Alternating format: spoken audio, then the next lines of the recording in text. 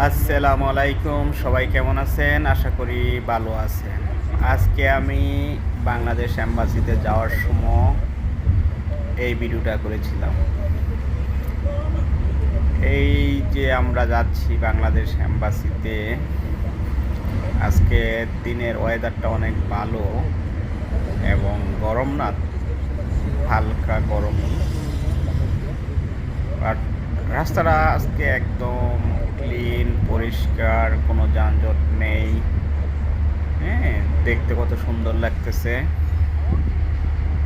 এবং আপনার আশেপাশের পরিবেশ